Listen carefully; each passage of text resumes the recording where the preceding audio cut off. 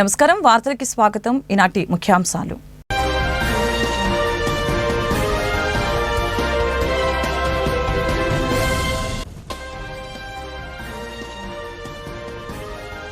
తిరుమలలో తీసుకోవాల్సిన చర్యలపై సీఎం చంద్రబాబు సమీక్ష. శ్రీవారి దర్శనానికి వచ్చే భక్తుల సంఖ్య రోజురోజుకి పెరుగుతున్న నేపథ్యంలో భవిష్యత్తులో చేపట్టే చర్యలపై సీఎం చర్చ.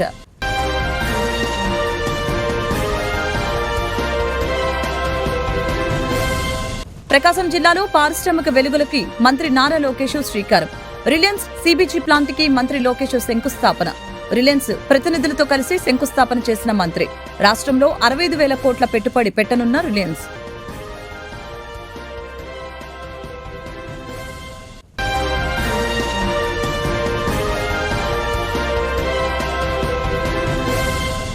దేశాన్ని ముందుకు తీసుకువెళ్లే ఏకైక పార్టీ బీజేపీ మాత్రమేనని బీజేపీ ఎమ్మెల్సీ సోము వీర్రాజు స్పష్టీకరణ.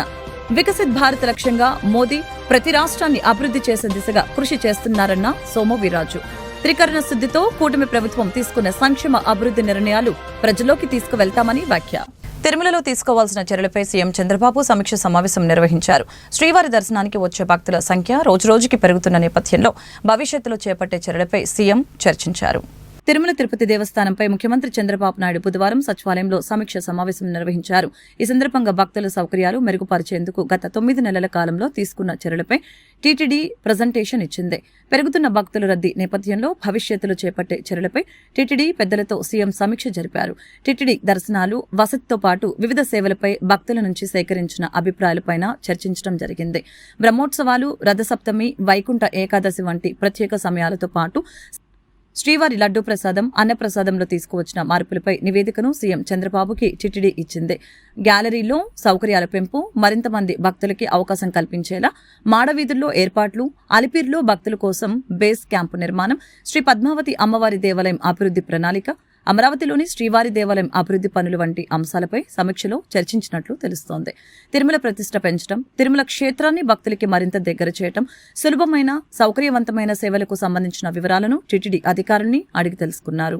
ప్రకాశం జిల్లాలో పారిశ్రామిక వెలుగులకి మంత్రి లోకేష్ శ్రీకారం చుట్టారు.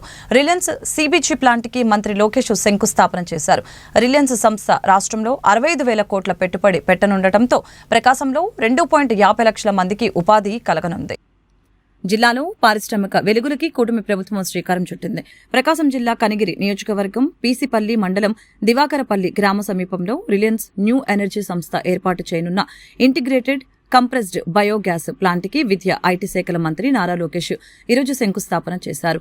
Reliance Industries director PMS Prasad, Reliance Industries Limited AP TS mentor PVL Madhavarao, Reliance bio energy CEO Harindra K త్రిపాఠితో కలిసి భూమి పూజ చేశారు.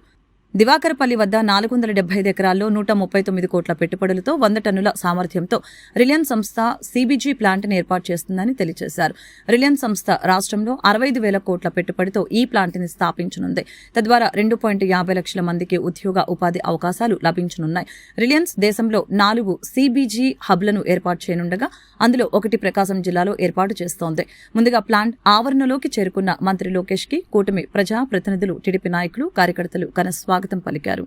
రిలయన్స్ ఫౌండర్ ధీరుభాయ్ అంబానీ గారికి, చంద్రబాబు నాయుడు గారికి మంచి అనుబంధం ఉండేది. ఆనాడు చంద్రబాబు నాయుడు గారు దావోస్ కి వెళ్లే ముందల ముంబైకి వెళ్తే అది తెలుసుకున్న ధీరుభాయ్ అంబానీ గారు చంద్రబాబు నాయుడు గారిని స్వయంగా ఆయన ఇంటికి రమ్మని కోరారు. ఆనాడు మీటింగ్ లో టెలికాం రంగంలో మార్పులు వస్తున్నాయి, సంస్కరణలు వస్తున్నాయి, టెలికాం రంగంలో మీరు పెట్టుబడులు పెట్టండి అని కోరటం జరిగింది. గౌరవ ముఖ్యమంత్రి గారు చంద్రబాబు నాయుడు గారు దావోస్ కి 5 రోజులు తిరిగి వచ్చిన తర్వాత ధీరుభాయ్ అంబానీ గారు ఆనాడే ప్రకటించారు, రిలయన్స్ కంపెనీ టెలికాం లో పెద్ద ఎత్తున పెట్టుబడులు పెడుతుందని. అంతేకాదు చంద్రబాబు నాయుడు గారికి నమ్మకంతో ఆనాడు ధీరుభాయ్ అంబానీ గారు టెలికాం రంగంలోకి అడుగు పెట్టారు. ఆ తర్వాత అనుబంధం రిలయన్స్ చైర్మన్ ముఖేష్ అంబానీ గారితో కూడా కొనసాగింది. ప్రజా ప్రభుత్వం ఏర్పడిన తర్వాత నేను ముఖేష్ అంబానీ గారితో, అనంత్తో, అదే విధంగా వేదిక పైన Reliance industries executive director PMS Prasad గారిని కలిసి ఆంధ్ర రాష్ట్రంలో పెద్ద ఎత్తున పెట్టుబడులు పెట్టాలని కోరటం జరిగింది. వాళ్ళకి ఒకటే చెప్పా, Andhra Pradesh is of doing business కాదు, స్పీడ్ ఆఫ్ డూయింగ్ బిజినెస్ ఏంటో చేసి చూపిస్తానని హామీ ఇస్తాం జరిగింది. వాళ్ళు నన్ను ఒకటే కోరారు, ఒక పాలసీ తీసుకురండి అని వాళ్ళు కోరితే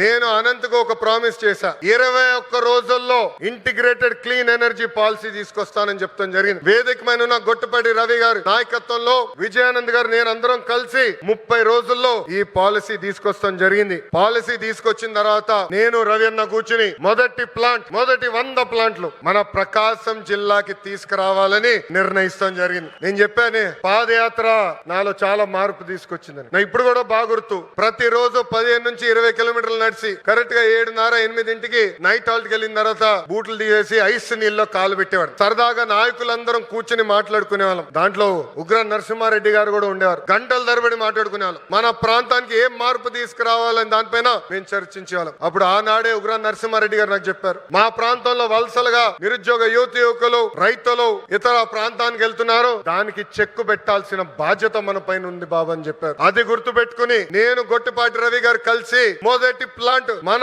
కనిగిరి నియోజకవర్గం తీసుకురావాలని నిర్ణయిస్తాం జరిగింది. దేశాన్ని ముందుకు తీసుకువెళ్లే ఏకైక పార్టీ బీజేపీ మాత్రమేనని బీజేపీ ఎమ్మెల్సీ సోము వీరాజు స్పష్టం చేశారు. వికసిత్ భారత్ లక్ష్యంగా మోదీ ప్రతి రాష్ట్రాన్ని అభివృద్ధి చేసే దిశగా కృషి చేస్తున్నారని చెప్పారు. త్రికరణ శుద్ధితో కూటమి ప్రభుత్వం తీసుకునే సంక్షేమ అభివృద్ధి నిర్ణయాలు రెండవసారి ఎమ్మెల్సీగా ఎన్నికైన సోము వీరాజ్ని ఆ పార్టీ నాయకులు ఘనంగా సత్కరించుకున్నారు. విజయవాడలోని బీజేపీ రాష్ట్ర కార్యాలయానికి చేరుకున్న ఆయనకు ఘన స్వాగతం పలికారు. అనంతరం నిర్వహించిన మీడియా సమావేశంలో సోము వీరాజు మాట్లాడారు. ఎమ్మెల్సీగా ఎంపిక చేసిన కేంద్ర పెద్దలకి సీఎం చంద్రబాబు, పవన్ కళ్యాణ్ కి ధన్యవాదాలు తెలుపుతున్నట్లు తెలిపారు. రాష్ట్ర ప్రజల కోరిక మేరకు స్టీల్ ప్లాంట్ లాభాల్లో తీసుకువచ్చే బాధ్యత కూటమి ప్రభుత్వానిదేనని హామీ ఇచ్చారు. స్టీల్ ప్లాంట్ రక్షించాలని కేంద్ర మంత్రి కుమారస్వామి పనితీరు అద్భుతంగా ఉందని చెప్పారు. జలజీవన్ మిషన్ ఆంధ్రప్రదేశ్లో మరింత వేగవంతం చేయడానికి పవన్ కళ్యాణ్ చాలా కృషి చేశారని అభినందించారు. దేశ వ్యతిరేక శక్తులు 700 రోజులు నిరాహార చేసే శక్తులు ఏవైతే ఉన్నాయో వాళ్ళు ఈ దేశాన్ని నాశనం చేసేటువంటి శక్తులు అంటున్నాను. స్టీల్ ప్లాంట్ కాదు వాడికి. ఈ స్టీల్ ప్లాంట్ ఈవేళ భారతదేశంలోనే ఒక అద్భుతమైనటువంటి స్టీల్ ప్లాంట్ అయినటువంటి సందర్భంలో దాన్ని నిలబెట్టాలి. నేను ఈ మధ్యకాలంలో ఢిల్లీ వెళ్ళినప్పుడు స్టీల్ యొక్క మంత్రి గారిని కలవడం జరిగింది. నిజంగా వారు కర్ణాటక చెందినటువంటి కుమారస్వామి గారు ప్రధానమంత్రిని కలిసి ఎక్స్ప్లెయిన్ చేసి ఈ స్టీల్ ప్లాంట్ను మళ్ళా రక్షించాలనేటువంటి సంకల్పాన్ని తీసుకొచ్చినందుకు వారిని కూడా నేను ప్రత్యేకంగా అభినందించాను. ఆ విధంగా అన్ని అంశాల్లో ఇవాళ కేంద్రం అంటే అన్ని రాష్ట్రాలు కేంద్రానివే. ఈ మధ్య పవన్ కళ్యాణ్ గారు ఒక అంశాన్ని ప్రస్తావించారు. ఇవాళ మరలా కూటమి త్రికరణ శుద్ధితో కూటమి తీసుకున్న ప్రతి నిర్ణయాన్ని ఇవాళ చంద్రబాబు నాయుడు గారి నాయకత్వంలో, పవన్ కళ్యాణ్ గారి యొక్క నాయకత్వంలో ఈ రాష్ట్రాన్ని మోడీ గారు అన్ని వేళల, అన్ని సందర్భాల్లో, అన్ని అంశాల్లో ఒక్క అంశమని చెప్పడానికి అవకాశం లేని సందర్భంలో ప్రతి అంశంలో ఈ అంశంలో మీరు సరిగ్గా లేరు అనడానికి వేళ అవకాశం లేదు. క్యాపిటల్ గా రోడ్లు 16,000 కోట్లతో 6 రోడ్లు వేయాలి. అది 70 మీటర్ల నుంచి 140 మీటర్లు చేయాలంటే 140 మీటర్లు చేయవలసిందే. క్యాపిటల్ నుంచి హైదరాబాద్ కి ఖమ్మం దాకా రైల్వే వేయాలంటే వేయవలసిందే. వేయడానికి వెంటనే నిర్ణయం తీసుకోవాల్సిందే. 40,000 కోట్ల రూపాయలు టాలెంట్ ఉన్న ప్రతి ఒక్కరికి సినిమా రంగంలో తప్పక అవకాశాలు లభిస్తాయని ప్రముఖ ఆర్టిస్ట్ ఆకవరపు గిరీశ్వర్ తెలిపారు. ఈ మేరకు గుంటూరులో ఆయన మీడియాతో మాట్లాడారు. సొంత టాలెంట్తో అరవింద అనే వెబ్ సిరీస్ తీగ బాగా ఆదరణ లభించిందని తెలియజేశారు. అయితే కొందరు యువతీ యువకులు డైరెక్ట్ గా మూవీ ఆఫర్స్ కోసం యువత ఎదురు చూస్తున్నారని తెలియజేశారు. ఆ తర్వాత సినిమా రంగంలో అవకాశాలు వస్తాయని పేర్కొన్నారు. అదేవిధంగా పిల్లల్లో దాగి ఉన్న కళ నైపుణ్యం వెలికితీసేందుకు తల్లిదండ్రులు ప్రోత్సహించాలని ప్రముఖ గాయని వీర వెంకట జగన్మోహని తెలిపారు. సిరీస్ కూడా మంచిగా ఈ మధ్య అరవింద వెబ్ సిరీస్ అనేది బాగా పాపులర్ అవుతుంది, అందరూ చూస్తున్నారు. మెగా ఫిలిం ఛానల్లో శిరీష్ రెడ్డి డైరెక్షన్లో ఆవిడ కూడా ఒక డైరెక్టర్ అండ్ యాక్ట్రెస్, తను క్యారెక్టర్ ఇచ్చింది, మంచి క్యారెక్టర్. నా హోప్ అందరూ చూస్తున్నారు, షేర్ చేస్తున్నారు. సో మీరు కూడా అందరూ మెగా ఛానల్లో యూట్యూబ్ ఛానల్ అనేది లైక్ చేయండి, సబ్స్క్రైబ్ చేసుకోండి. అండ్ మంచి మంచి అవకాశాల కోసం చాలామంది హైదరాబాద్లో చాలామంది కష్టాలు పడుతున్నారు. ఒక డైరెక్టర్ కావాలన్నా, ఒక యాక్టర్ అవ్వాలన్నా, ఏదైనా ఒక సినిమాలో రాణించాలన్నా. సో ప్రజెంట్ ఏంటంటే చాలా డబ్బులు బాగా మోసం చేస్తున్నారు బయట ఫేక్ సొసైటీ. సో అలా కాకుండా ఏంటంటే మన ఛానల్స్లో మీ పెద్ద పెద్ద TV9, ఇక్కడ మహాన్యూస్, ప్రతి ప్రైమ్ 9 ఛానల్స్, సిటీ ఛానల్స్లో వీళ్ళందరూ వచ్చారు. సో ఇక్కడ ఏంటంటే ప్రతి ఒక్కళ్ళు టాలెంట్ ఉన్నా కూడా అవకాశం రావట్లేదు. ఎంతో కష్టపడి కూడా చాలామంది అవకాశం కోసం ఎదురు చూస్తారు సినిమాల కోసం. సో అలా కాకుండా మంచిగా మనం టీం బిల్డ్ చేసుకొని చిన్న చిన్న ఎదగాలి, చేసుకోవాలి. షార్ట్ ఫిల్మ్స్, మూవీస్లో కనిపించాలి, సీరియల్స్లో అనేది అందరి కళ. సో అది ఎంతవరకు నెరవేరుతుంది అనేది చూస్తుంటే చాలా తక్కువ మంది, 10% కూడా నెరవేరట్లేదు. సో చాలామంది ఏంటంటే బాగా పాపులర్ అవుతున్నారు ఇన్స్టా రీల్స్ అని, సోషల్ మీడియా, యూట్యూబ్ అని, ఫేస్బుక్ అని.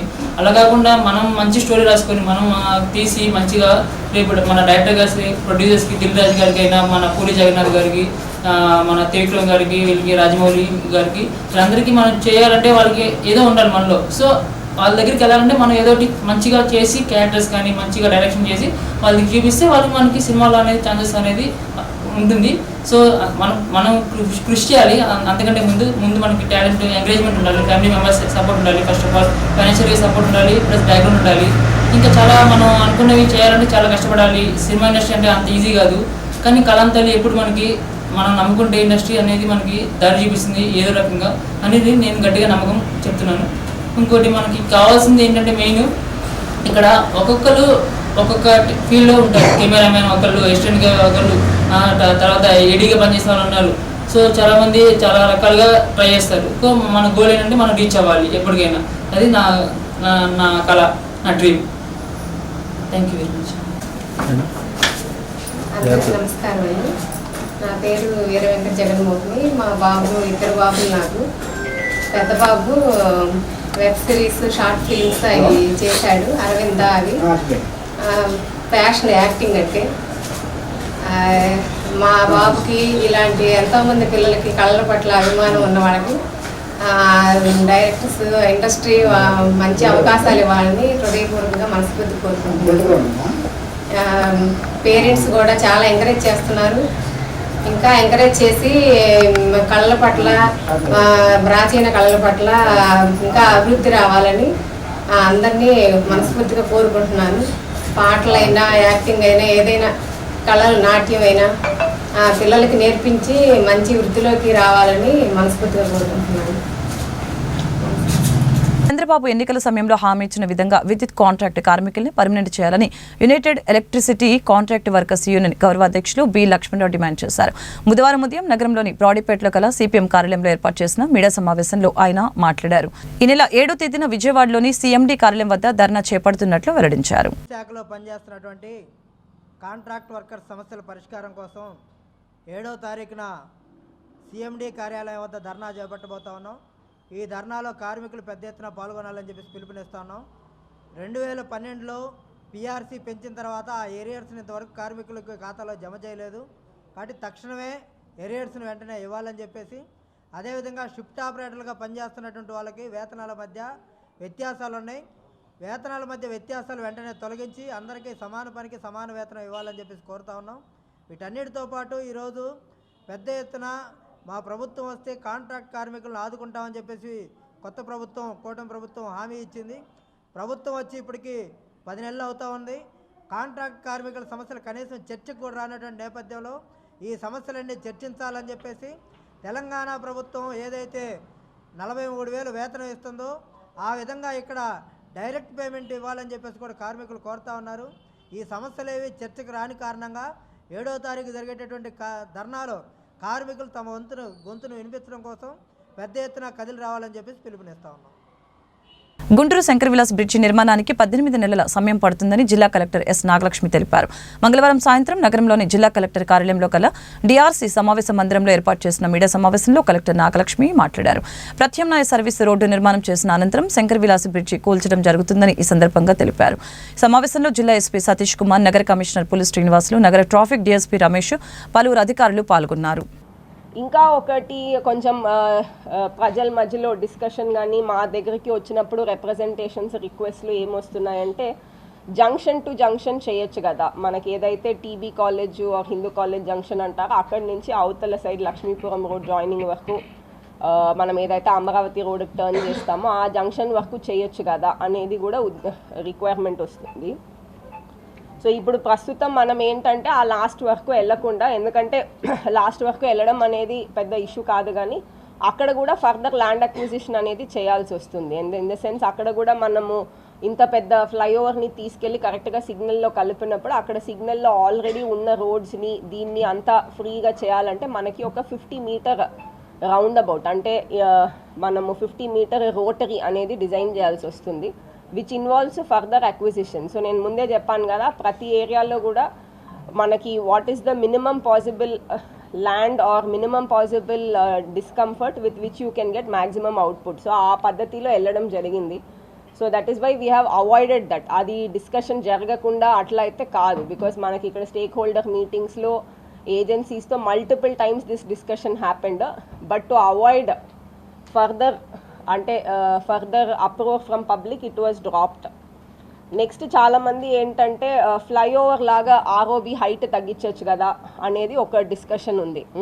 సో మీరు వైఆర్యూ పుట్టింగ్ ఇప్పుడు 9 మీటర్స్ హైట్ ఉందండి బ్రిడ్జ్ ప్రస్తుతం మన ప్రపోజల్లో, మీరు ఎందుకు అంత పెడుతున్నారు, తగ్గించవచ్చు కదా, ఎక్కడి నుంచి ఎక్కడ వేసినా ఒకటే కదా బ్రిడ్జ్, హైట్ 7 or 6 అట్లా పెట్టుకోవచ్చు కదా అనేది కూడా ఒక డిస్కషన్ వస్తుంది. ఫస్ట్ అండ్ ఫార్మోస్ట్ మనకి this is not any regular bridge, కింద రైల్వే లైన్ ఉంది, రైల్వే లైన్ దాటాలి కాబట్టి, అండ్ మనకు తెలుసు ఇప్పుడు రైల్వేస్ అన్నీ కూడా they run on electricity. So మనకి పైన లైన్స్ ఆ క్లియరెన్స్ అంతా చూసుకుంటే minimum required vertical clearance 7 metres. So దాన్ని దాటి వాళ్ళకు కూడా ఫర్దర్ ఎక్స్పాన్షన్ సేఫ్టీ ఆస్పెక్ట్స్ మనది కూడా అంతా కన్సిడర్ చేసి మనం 9 metres which is like almost optimal bare minimum పాసిబుల్లే ప్రపోజ్ చేయడం జరిగింది. సో అడిషనల్గా చాలామంది ఏంటంటే దాన్ని కూడా తగ్గించవచ్చు కదా అనే మాట వస్తుంది, బట్ ఇక్కడ సిన్స్ ఇట్ ఈస్ స్పెసిఫికలీ ఆ రైల్వే ఓవర్ బ్రిడ్జ్, కింద ఉన్న రైల్వే లైన్ సేఫ్టీ కన్సర్న్స్ కూడా తీసుకోవాలి కాబట్టి దాన్ని కూడా పరిగణలో తీసుకొనే డిజైన్ చేయడం జరిగింది. అండ్ గ్రేడియంట్ కూడా, అంటే మీరు స్లోప్ ఇంకా కొంచెము తగ్గితే ల్యాండ్ అక్విజిషన్ తగ్గుతుందేమో అనేది కూడా ఒక వాదన వచ్చింది. సో అది కూడా మనం ఇప్పుడు ఇచ్చిన గ్రేడియంట్ దిస్ ఈజ్ మనకి బేసిక్లీ హైవే నార్మ్స్ ప్రకారము this is the best possible gradient. So 2.5 to 3.2 ఏరియాని బట్టి వస్తుంది. So that is the gradient also which we have given. And మనము ఆబ్వియస్లీ ఇటువైపు అటువైపు ట్రాఫిక్ కూడా వెళ్ళడానికి కూడా, అంటే both medical college side to GGH side అవతల కూడా లైక్ ఐ సెడ్ మనం అండర్ పాస్ ఇప్పుడు అరుండాల్పేట్ సైడ్ అయితే అరుండాల్పేట్ బ్రాడీపేట్ సైడ్ అయితే 18 మీటర్స్ అంటే 60 feet విత్ ఉన్న అండర్ పాస్ అనేది ఇవ్వడం జరిగింది. సిమిలర్లీ మనకి జీజీహెచ్ సైడ్ కూడా 46 మీటర్స్ 14 మీటర్స్ విత్ ఉన్న అండర్ పాస్ అనేది ఇవ్వడం జరిగింది. సో ఆ ఏరియాలో ఉన్న ఆల్ రిక్వైర్మెంట్స్ అన్నీ కూడా అట్ ద సేమ్ టైం ముందే చెప్పినట్టు మనకి పబ్లిక్ స్ట్రక్చర్స్ కానీ ప్రైవేట్ స్ట్రక్చర్స్ కానీ ఎంత లీస్ట్ పాసిబుల్ ఆప్షన్ ఉందో అఫెక్ట్ అవ్వడానికి దాన్ని బట్టే డిసైడ్ చేయడం జరిగింది. అండ్ నేను ముందే చెప్పినట్టు మనకి అఫెక్టెడ్ స్ట్రక్చర్స్ ఆర్ 134 అండ్ దీంట్లో 99 పూర్తిగా ప్రైవేట్ స్ట్రక్చర్స్. సో ఈ ల్యాండ్ ఓనర్స్తో కూడా మనము గుంటూరు కమిషనర్ గారి ఆధ్వర్యంలో ఇప్పటికే అట్లీస్ట్ 3 మీటింగ్స్ చేయడం జరిగింది. రీసెంట్గా కూడా March 26వ తారీఖు ఒక మీటింగ్ చేయడం జరిగింది. సో అక్కడ కూడా ఇప్పుడు నేను చెప్పినట్టు కొన్ని సిమిలర్ క్వశ్చన్స్ వాళ్ళు రేస్ చేయడం జరిగింది. ఇది కాకుండా ఒక ముఖ్యమైన పాయింట్ ఏంటంటే మనకి మున్సిపల్ ద్వారా ఎందుకు మనం ల్యాండ్ అక్విజిషన్ చేస్తున్నాము, మీరు ల్యాండ్ అక్విజిషన్ చట్టం ప్రకారం చేయొచ్చు కదా అనేది. సో అది కూడా ల్యాండ్ ఓనర్స్కి క్లియర్గా మనకి ఇప్పుడు ఉన్న ఈ ఏదైతే టీడీఆర్ బాండ్స్ స్ట్రక్చర్ కాంపెన్సేషన్ మెథడ్లో వెళ్తే what is the overall value of compensation that they get, తర్వాత ల్యాండ్ అక్విజిషన్ పద్ధతిలో వెళ్తే what is the probable compensation or likely compensation. And ఈ రెండిట్లో ఉన్న అడ్వాంటేజెస్ డిసడ్వాంటేజెస్ వాస్తవానికి మనకి ల్యాండ్ అక్విజిషన్లో స్లైట్లీ హయ్యర్ అని అనిపించినప్పటికీ, ఎందుకంటే చాలామంది అది కూడా తప్ప అనుకుంటున్నారు, మనం ల్యాండ్ అక్విజిషన్కి వెళ్తే 2.5 times వస్తుంది 3 times వస్తుంది ఇట్లా కూడా అనుకుంటున్నారు. బట్ మన చట్టంలో స్టేట్ గవర్నమెంట్ చట్టంలో ల్యాండ్ అక్విజిషన్ అర్బన్ ఏరియాలో multiplication factor is only 1. So land value plus 100% solution మాత్రమే వస్తుంది. కేంద్రంలోని నరేంద్ర మోదీ ఎన్డీఏ ప్రభుత్వం కార్పొరేట్ సంస్థలకి దాసోహమైందని, అన్ని రంగాలలోనూ తిరోగమనం వైపు పయనిస్తుందని సిపిఐ రాష్ట్ర కార్యదర్శి వర్గ సభ్యులు జంగాల అజయ్ కుమార్ విమర్శించారు. బీజేపీ నరేంద్ర మోదీ ఎన్డీఏ ప్రభుత్వం ప్రజా వ్యతిరేక విధానాలకి నిరసనగా సిపిఐ దేశవ్యాప్తంగా ప్రచార ఆందోళన కార్యక్రమం మార్చి 23 భగత్ సింగ్ వర్ధంతి నుంచి ఏప్రిల్ 14 డాక్టర్ బిఆర్ అంబేద్కర్ జయంతి వరకు కొనసాగుతుందని ఈ సందర్భంగా తెలియజేశారు. 23 అమరజీవి సర్దార్ భగత్ సింగ్ వర్ధంతిని పురస్కరించుకొని ఏప్రిల్ 14వ తేదీ అంబేద్కర్ జయంతి వరకు కార్యక్రమాలని దేశవ్యాప్తంగా నిరసనాందోళన కార్యక్రమాలని నిర్వహిస్తూ ఉన్నాం. ఎందుకు ఈ నిరసనాందోళన కార్యక్రమం అంటే భారతదేశంలో ఉన్నటువంటి అన్ని వ్యవస్థల్ని నరేంద్ర మోడీ ప్రభుత్వం కూలదోస్తూ ఉన్నది. ఇవాళ దేశంలో మైనారిటీలకి భద్రత లేని, మైనారిటీ హక్కులకి భద్రత లేని, మైనారిటీ ఆస్తులకు భద్రత లేని వక్ఫ్ సవరణ చట్టాన్ని తీసుకొని రావటం అనేది నరేంద్ర మోడీ ఆర్ఎస్ఎస్ భావజాలానికి నిదర్శనమని ఖచ్చితంగా చెప్తా ఉన్నాం. అలాగే నరేంద్ర మోడీ ఎన్నికల్లో అధికారంలోకి రాకముందు ఇంటికో ఉద్యోగం ఇస్తా అన్నాడు. 100 రోజుల్లో ధరలు తగ్గిస్తామని చెప్పాడు.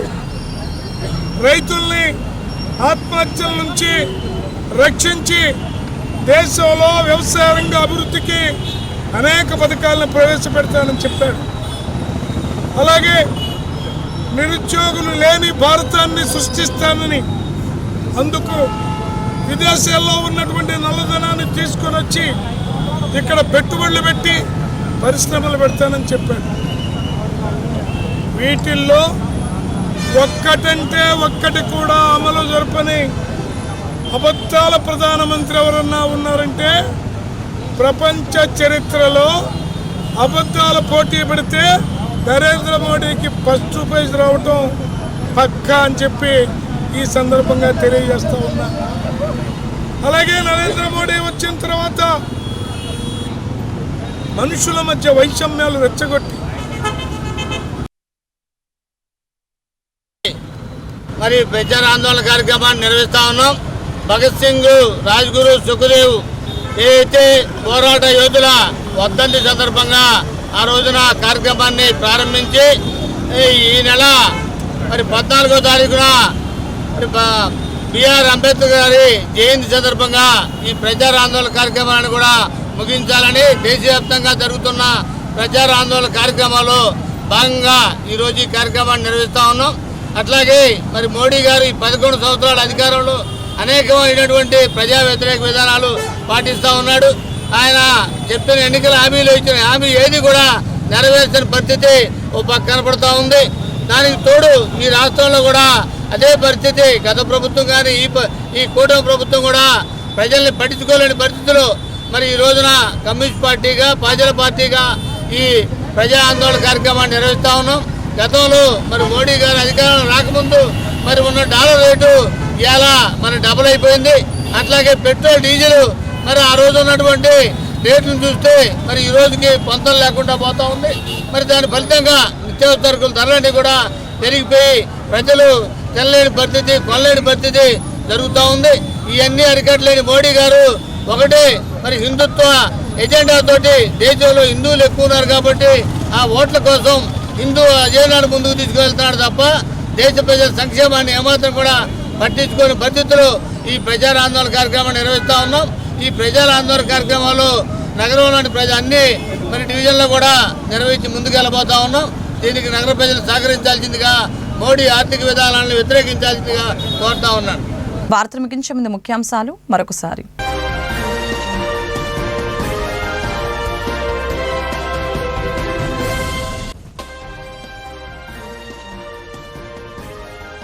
తిరుమలలో తీసుకోవాల్సిన చర్యలపై సీఎం చంద్రబాబు సమీక్ష. శ్రీవారి దర్శనానికి వచ్చే భక్తుల సంఖ్య రోజురోజుకి పెరుగుతున్న నేపథ్యంలో భవిష్యత్తులో చేపట్టే చర్యలపై సీఎం చర్చ.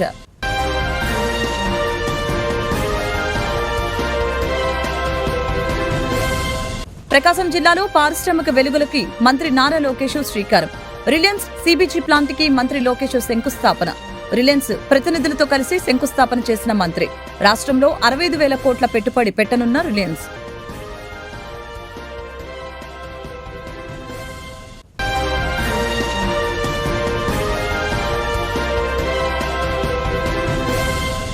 దేశాన్ని ముందుకు తీసుకువెళ్లే ఏకైక పార్టీ బీజేపీ మాత్రమేనని బీజేపీ ఎమ్మెల్సీ సోము వీర్రాజు స్పష్టీకరణ.